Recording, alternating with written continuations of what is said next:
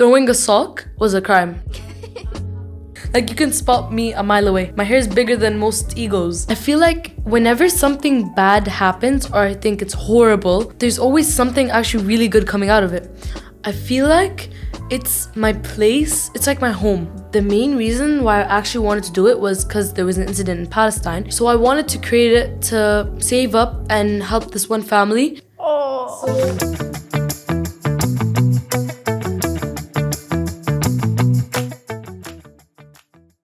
Hi everybody, hope you all are having a fantastic day today. Welcome back to another video on the JGK podcast. Today, our guest is living proof that age is just a number when it comes to starting her business. I mean, at only 11 years old, she has her very own fashion design brand called Haya Designs. Now, if you couldn't guess from the name, our guest is called Haya. So could we please give a very warm welcome to Haya? Hi everyone, my name is Haya Judeh. Like Amna said, I'm 11 years old. I'm turning 12 actually in 10 days. 10 from days. now. I don't have a gift yet. And I started my business a year ago. I created branding and stuff maybe a couple of months ago. And the way it actually started was from when I was a kid. And I like to create simple things for Barbies. And then it eventually grew even bigger to making gifts for my friends and for family. Then started my business once I met Junior Gladiator Kidpreneurs. So let's start with your business. You've already told us a little bit about Haya's Designs, but go into detail. How did you start this? How did you start your journey? So I started Haya's Designs from actually when I was like 4 years old. Goodness gracious me. I had an amazing obsession with Barbies, but I hated their clothes. They were so ugly. Oh, Barbie, watch out. So I took my parents' socks, my dad's socks, my mom's socks, my brother's socks, my socks, and created them into like small clothes for them using my amazing hand sewing skills. Mm-hmm. And throwing a sock was a crime. Like I'd have a whole dramatic trauma incident if someone threw a sock.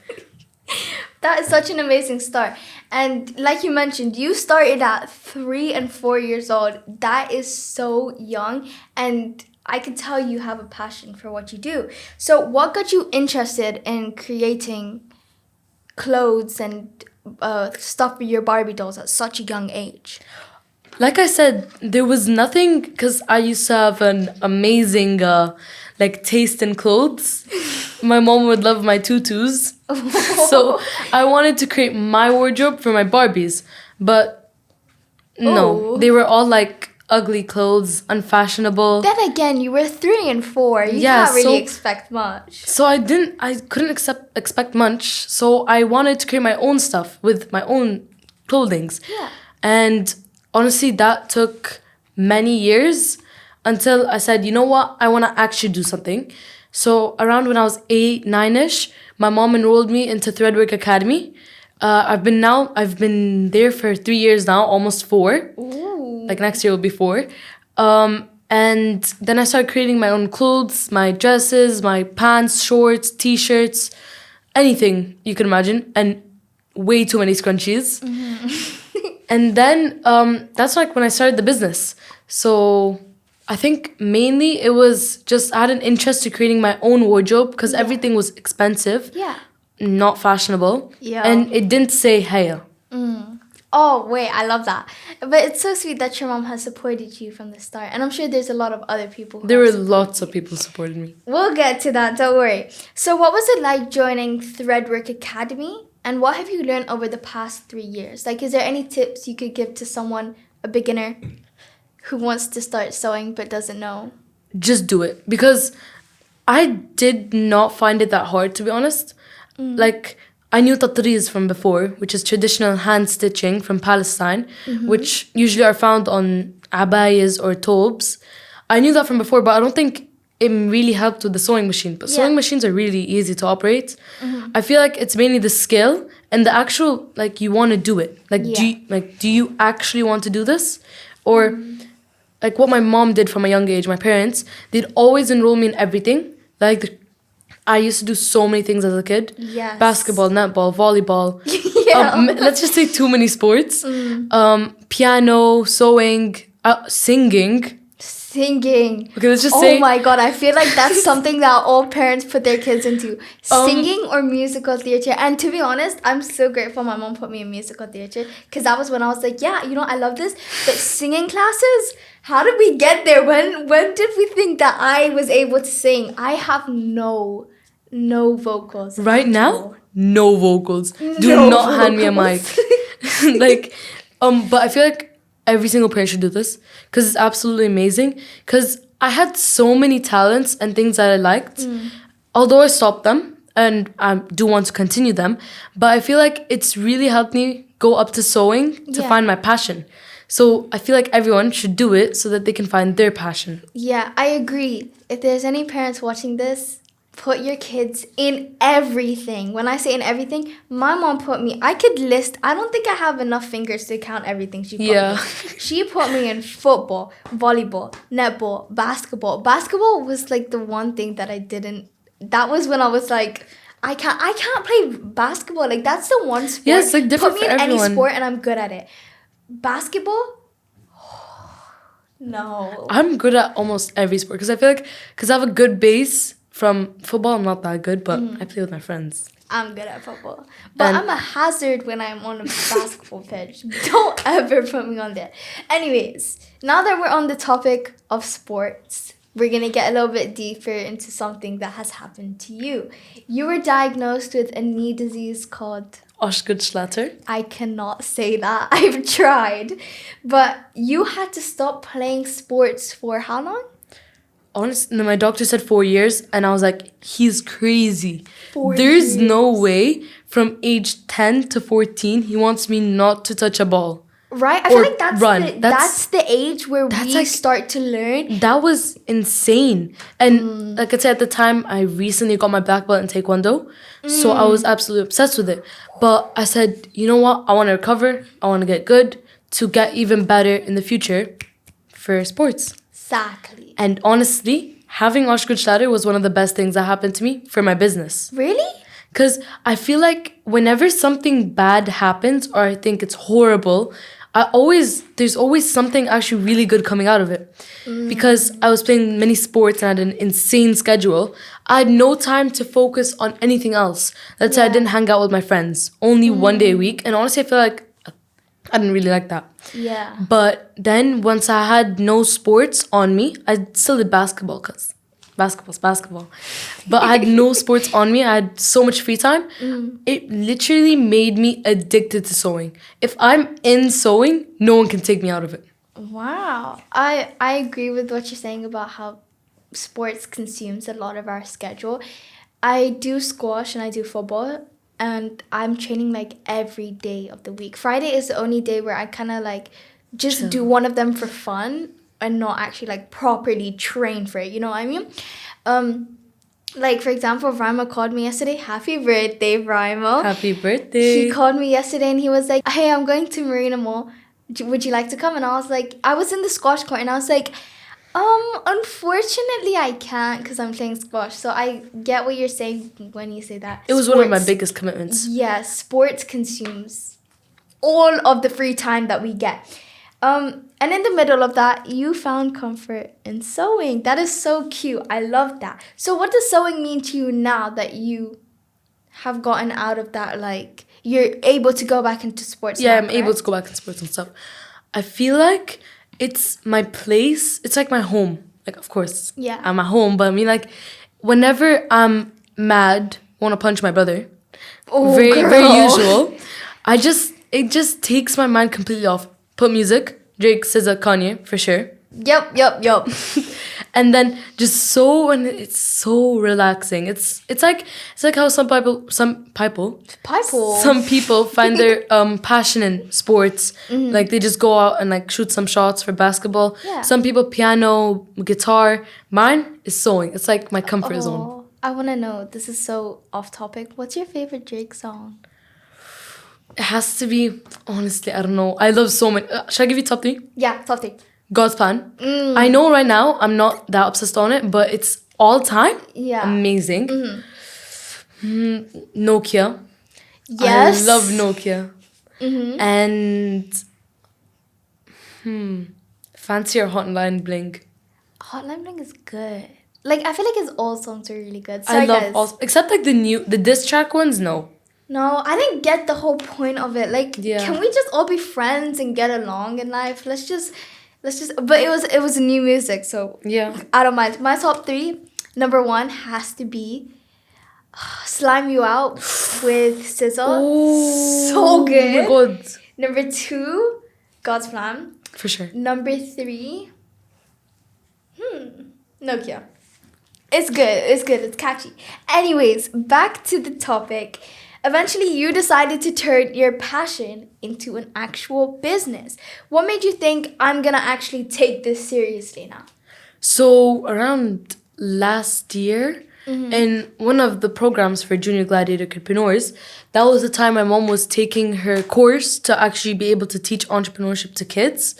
So she was like, she was learning how to do it, and she enrolled me into one of the like 1-day camps, and I was like, you know what, passion, fashion, cashin. Oh, love that, So poetic. I said I have to start because now is the perfect timing. Yeah.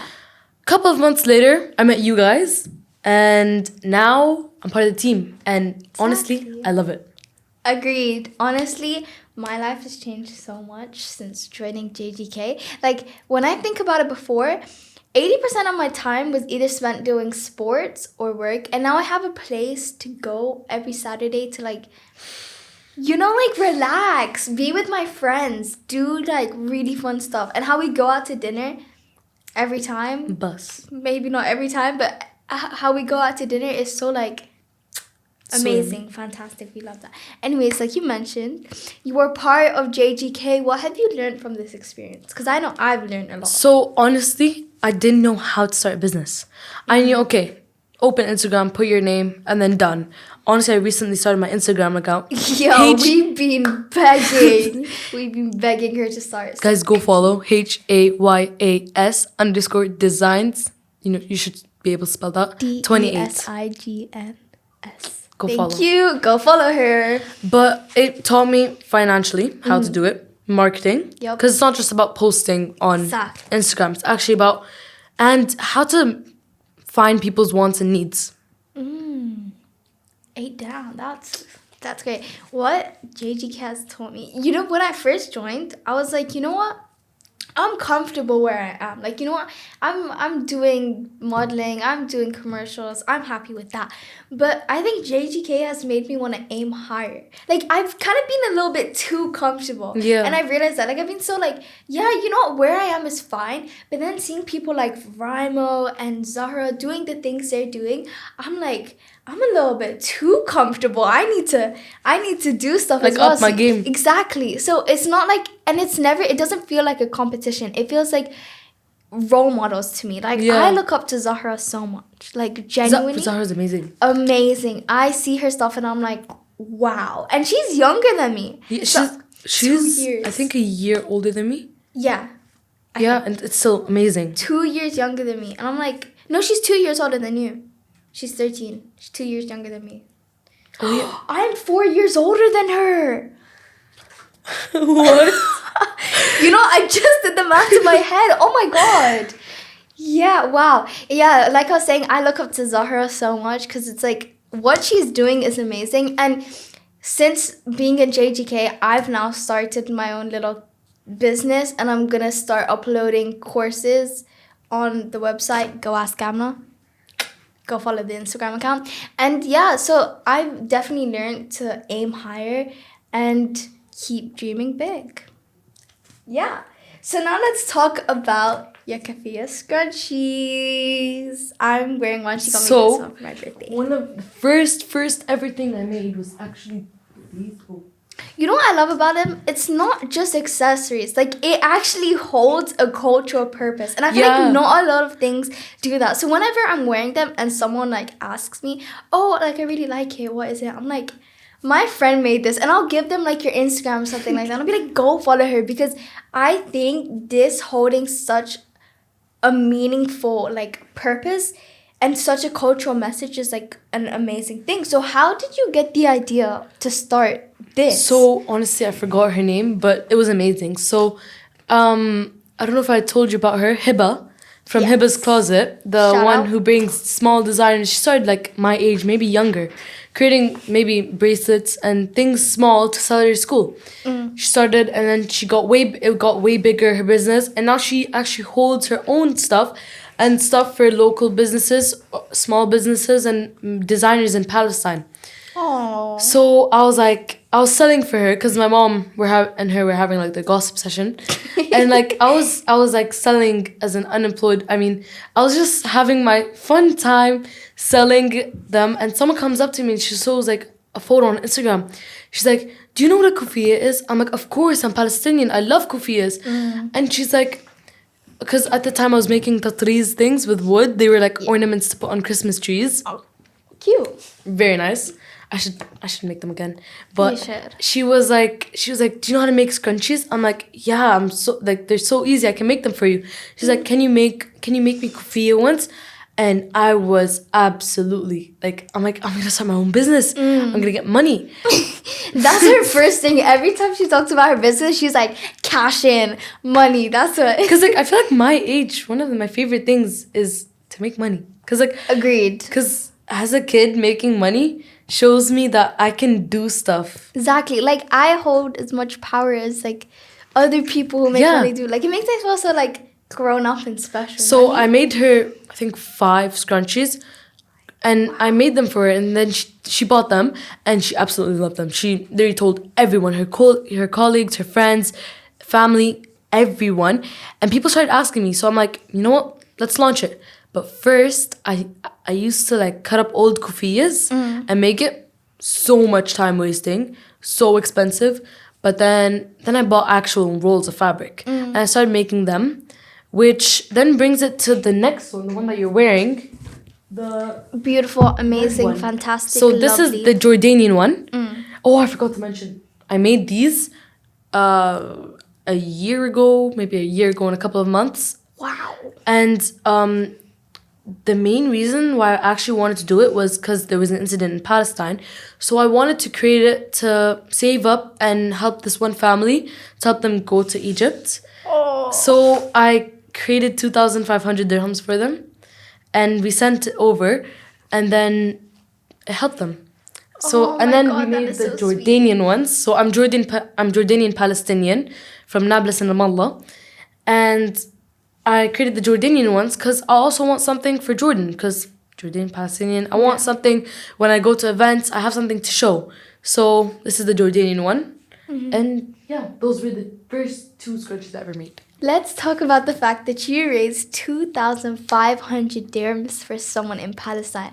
Honestly, that is so heartwarming because, oh my God, that is so sweet. And that's such an amazing achievement for anyone at any age. So what did that mean for you? It meant so much, because at first it was like, oh, I'm gonna get the money, I'm gonna go and shop for myself and get whatever I want. But I'm like, why can I do this when there's something crazy happening? Exactly. So I'm like, you know what? 2,500 dirhams to me right now, as a family and stuff, like I can just ask my parents for money and go buy stuff. Yeah. So what if I gave it and I had someone with like a lot Who to needs really it. help, who actually really needs it? Like, come on, do I have to go and get that t-shirt right now? Exactly. This is what I always feel bad when I spend money because I'm like, I'm buying this and I'm wasting my money on this.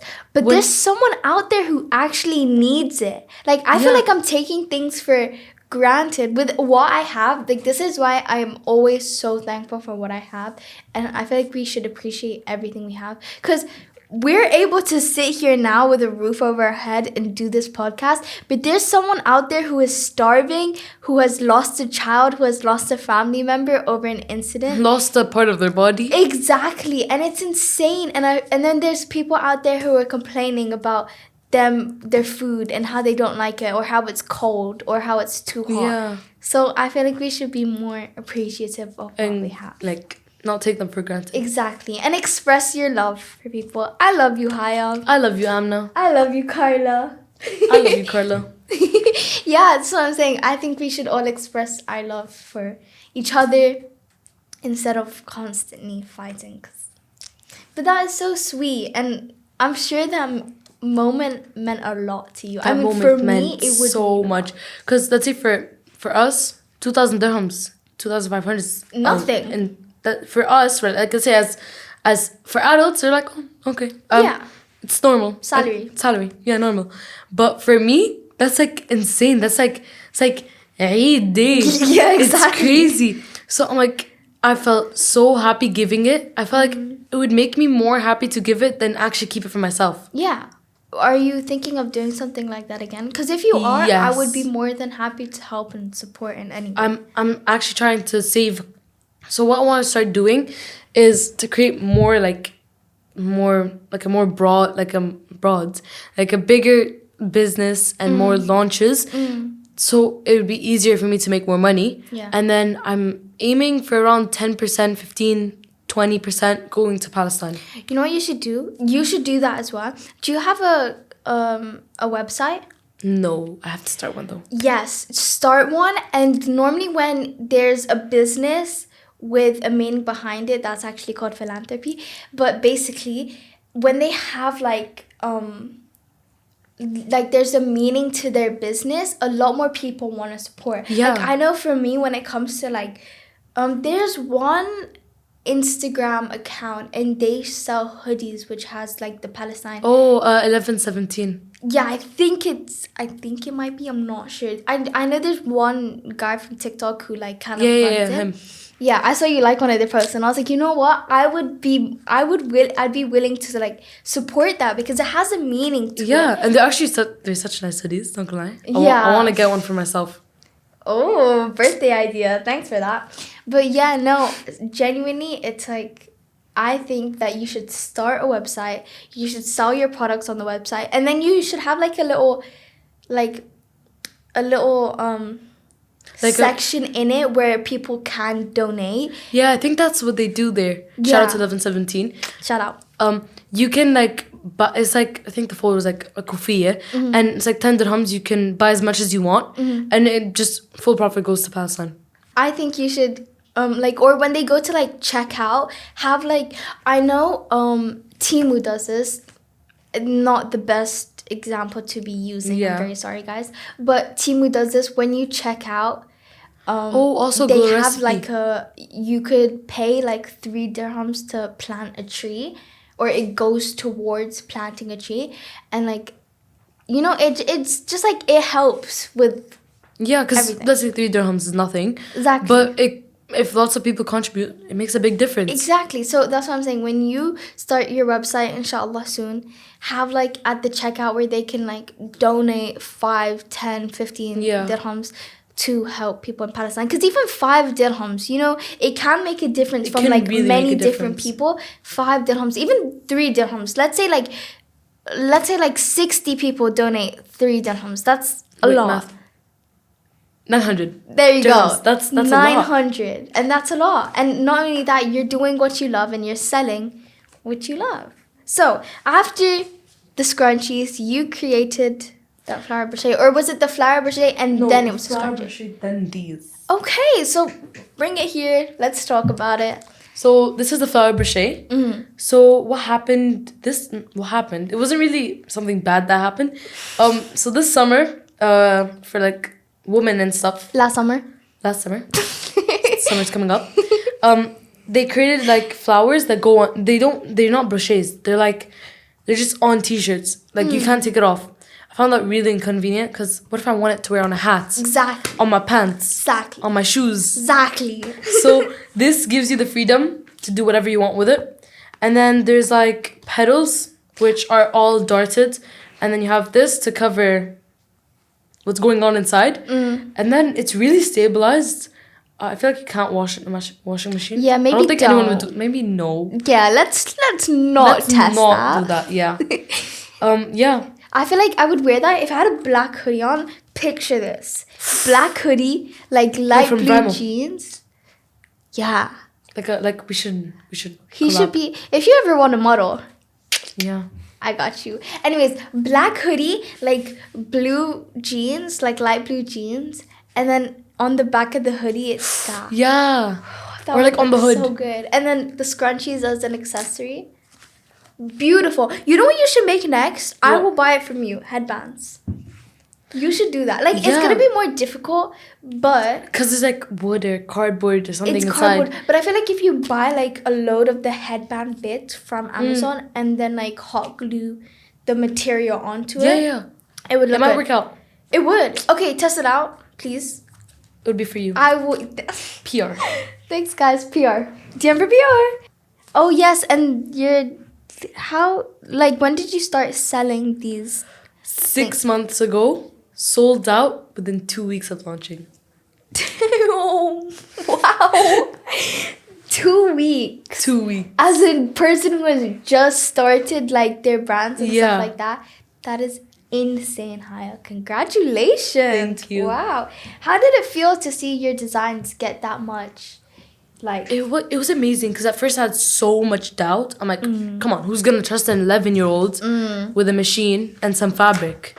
But I feel like then it worked out and I got so happy because seeing so many people like supporting and like wanting actually to buy my things, it made me really happy and made me enjoy like making my company. You mentioned this earlier, and when you said just do it, like just start your company and stuff like that. And I feel like if you watch every single one of the podcasts, when we say what tips do you have or what advice would you give to someone, the first thing they're gonna say is just do it. And I say this every single time someone says it.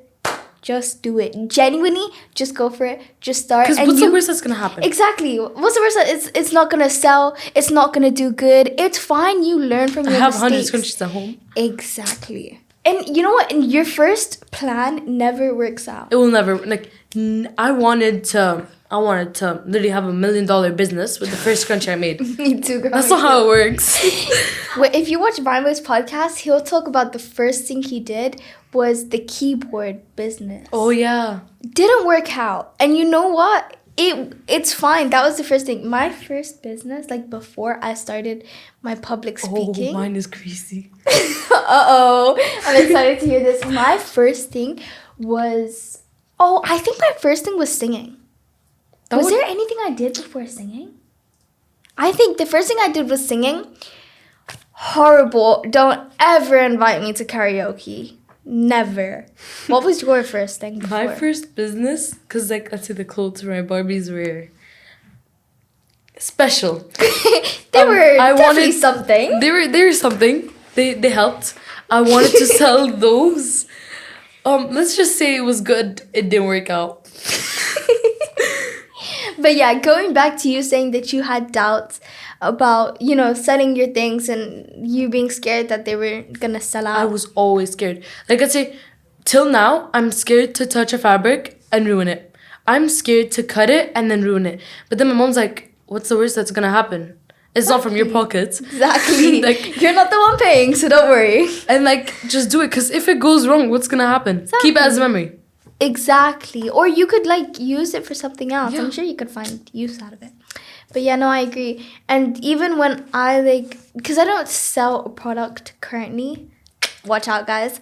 But like even before I go to go tutor someone or go give people like advice on public speaking, I'm like, what if they don't take my advice? What if they don't like it? What if they reject it? What's gonna happen? Exactly. You reject it. You say no.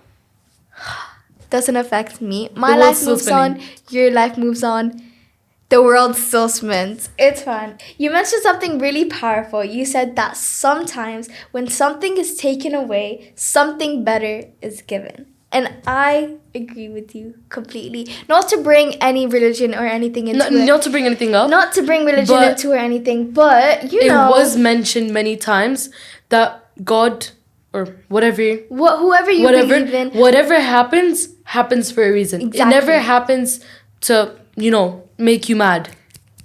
Exactly. It always happens, like maybe it's going to happen tomorrow that you realize, maybe next year, maybe in 10 years, but there's always a purpose for whatever happens. And also not only that, God doesn't take things out of your life for no reason. It either wasn't good for you, it wasn't meant for you, or it was going to harm you or make you upset. So he took it out and he's going to give you something better. So I 100% agree with what you're saying. But how has faith helped you through your journey? Faith has helped a lot. I feel like there's I don't know, there's something that always helps me when I think of, okay, that didn't happen to make me mad. Yeah. It happened for me to help me. Exactly. That makes me more motivated. Exactly. I want to do it more. I want to make a difference. So I feel like it always helps. I've never experienced something bad in faith.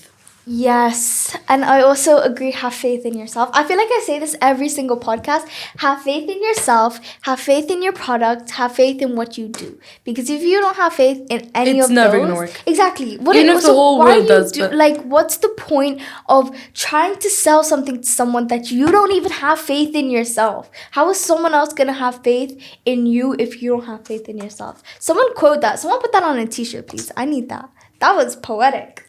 Anyways, what advice would you give to other kids who have a passion and a dream, but they don't know where to start?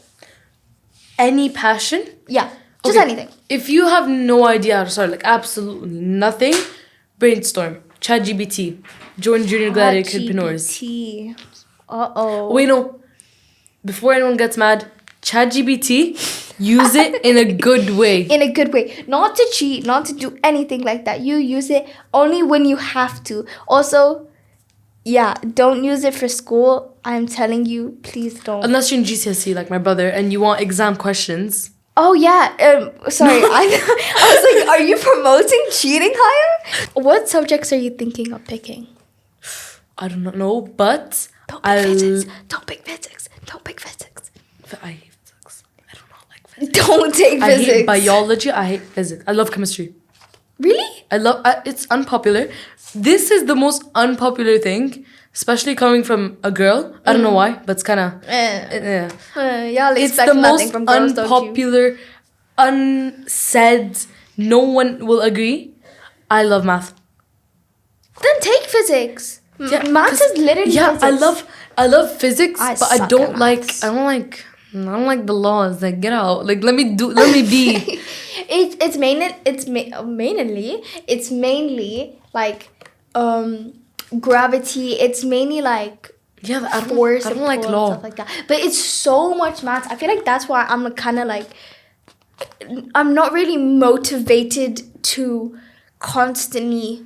The thing I like about math is not mental math.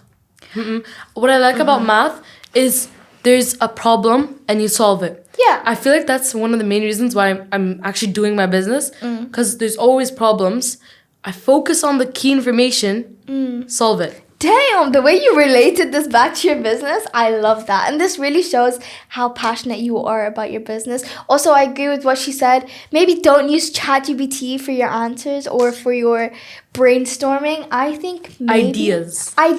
For your ideas, get your parents... You know what? It doesn't matter how old you are.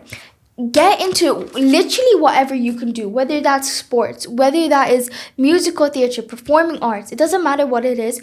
Find your passion, find what you like to do, find what works for you, and go based off of that. And just do it. Just do it. Just do it. And finally, what's next for Haya's Designs? So, we have many ideas. This is unlaunched, but you have some. This is unlaunched. Absolutely never been mentioned that much. I'm creating 3 new scrunchies. And I have all maybe 3. More. So we have these 2 satin ones. So if you can't tell, I have curly hair.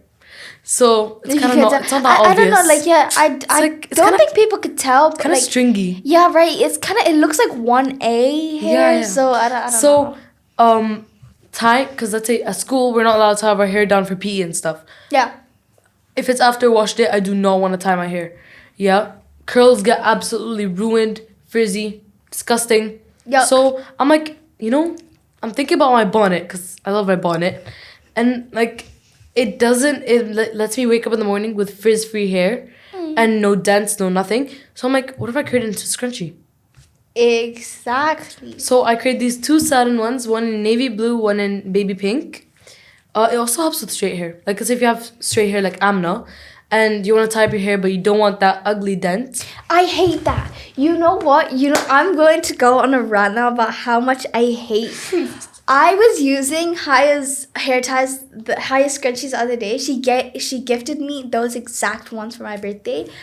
Oh my god, no dent, no nothing. My hair was not tangled. It was so smooth. And I'm not even trying to like over exaggerate or glaze or anything like that. I'm genuinely being so serious. Hair ties like the ones you were wearing are genuinely so bad. Like my hair, this one's just for design, guys. yeah, it's just there. Like don't buy those ones. Buy Hayas. For slick backs. Exactly. Like that, but this one, like it's a real when thing. I tie my hair up with those hair ties, my hair, because it's straight, I don't know the science behind this. I don't get the maths behind this. But when I tie it up, my hair gets so tangled.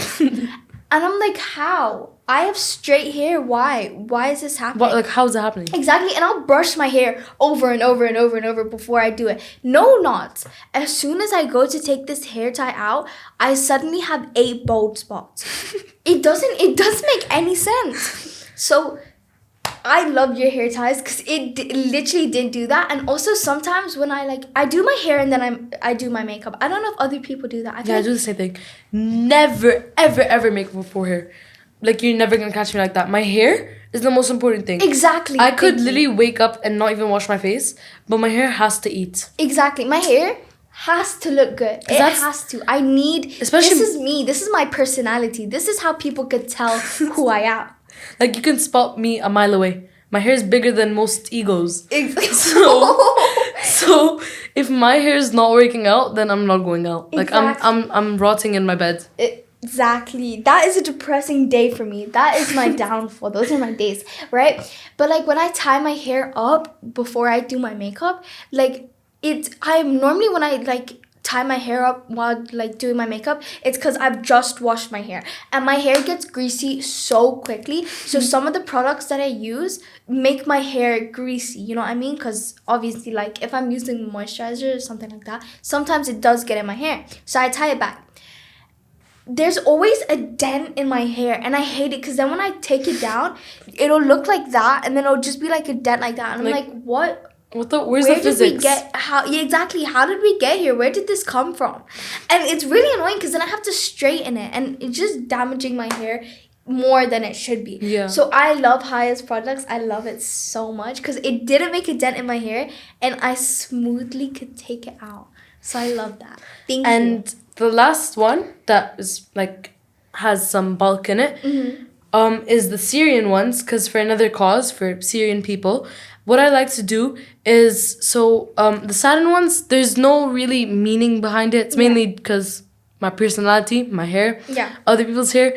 So I put some amount for Palestine. The Jordanian ones, I'm planning to start sending them to cancer areas in Jordan because there's lots of amazing things. Syrian ones would go to kids in Syria because, of course, there's another war in Syria. And I'm planning to, get many more cultures. Yeah. So I want to start making things for United Arab Emirates, India, Pakistan. Because when you do Pakistan, let me know. I will spend my money. You don't even have to give it to you. You don't even have to. I genuinely will buy it for you. And I know so many people. Because the fabrics are so pretty. Right?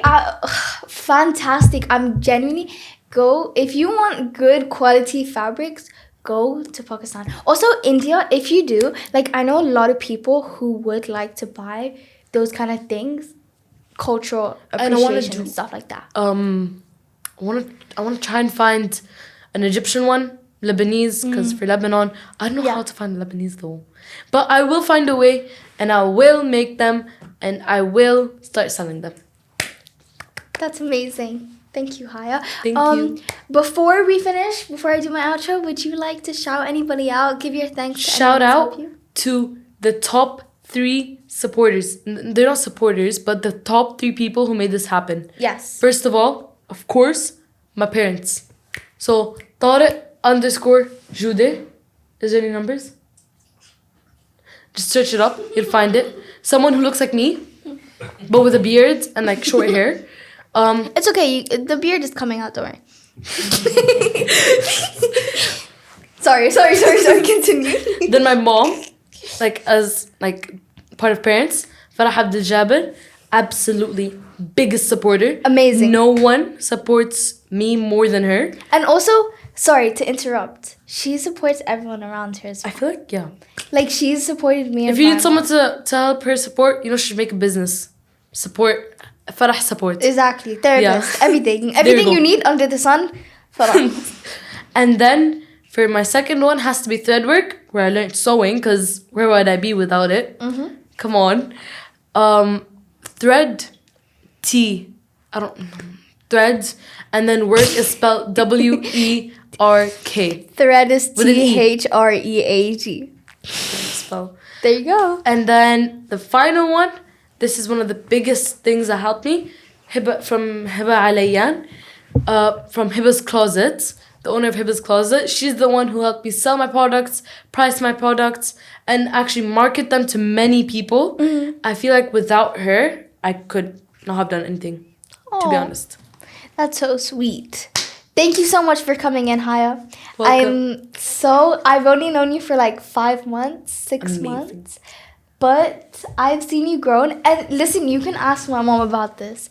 Your confidence has grown so much since you got to I feel JGK. like if you wanted me to do a podcast 5 months ago, You would have said no. no. When I first met Haya, it was here. It was here. It was in another room in this office. I don't know why. I think it's the vibes, or you actually did give me advice. But I don't know, the vibes of Amna really helped me boost my confidence. How I talk, I used to be Eminem 2.0. Oh. Skittles, you can call me. But with her, she really helped me boost my confidence. Public speaking, I used to be horrible at talking.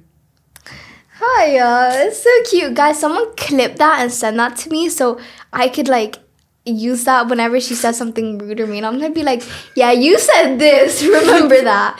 But yeah, honestly, Haya has grown. You have grown so much from the last time I've seen you. Like from when we first met, your confidence has grown.